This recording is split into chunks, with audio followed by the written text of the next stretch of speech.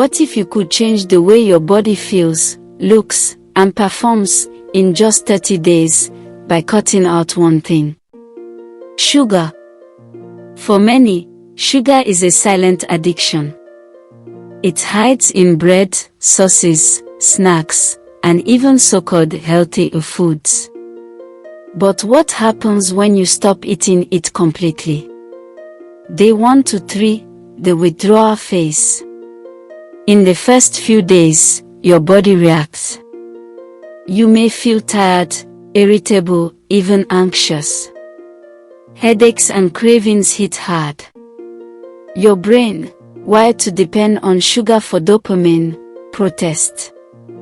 This phase is uncomfortable, but temporary. It's your system adjusting to a new normal.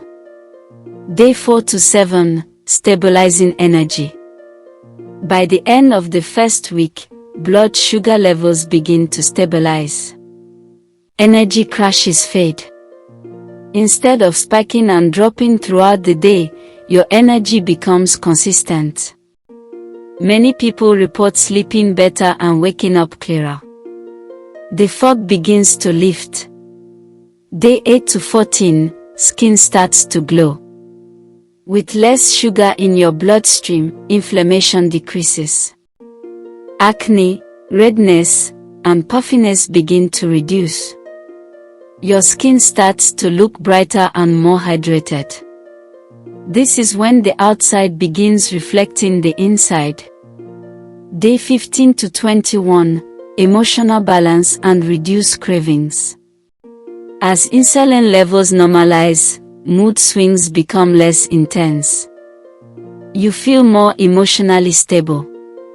Cravings weaken because your brain is no longer dependent on sugar highs for comfort. You're no longer eating to feel better, you feel better because of how you're eating.